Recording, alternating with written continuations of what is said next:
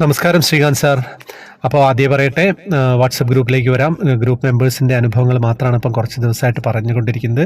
ബാക്കിയൊക്കെ പെൻഡിങ്ങിലാണ്.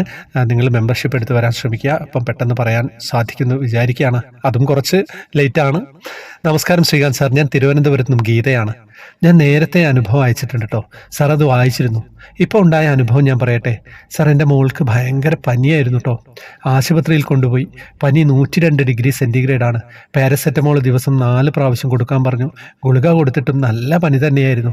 ഞാൻ നനഞ്ഞ തുണി കൊണ്ട് തുടച്ചുകൊണ്ടേയിരുന്നു. പിറ്റേ ദിവസം ആശുപത്രിയിൽ വീണ്ടും പോയി. യൂറിൻ ടെസ്റ്റ് ചെയ്തപ്പോൾ യൂറിനറി ഇൻഫെക്ഷൻ എന്ന് പറഞ്ഞു.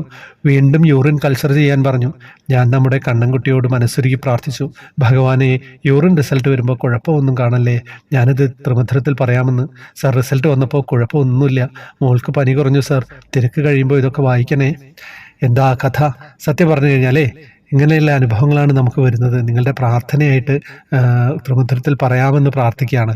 അപ്പം എനിക്ക് പറയാൻ പറ്റിയില്ലെങ്കിൽ അത് നിങ്ങൾക്ക് സങ്കടമാവുന്നുള്ളത് എനിക്കറിയാം. പക്ഷേ വേറൊരു രക്ഷയില്ല. നിങ്ങൾ പറ്റുമെങ്കിൽ മെമ്പർഷിപ്പ് എടുത്ത് വരാൻ ശ്രമിക്കുക. അപ്പോഴേ എനിക്ക് നോട്ട് ചെയ്ത് പറയാൻ സാധിക്കുന്നുള്ളൂ എന്നുള്ളതാണ് സത്യം.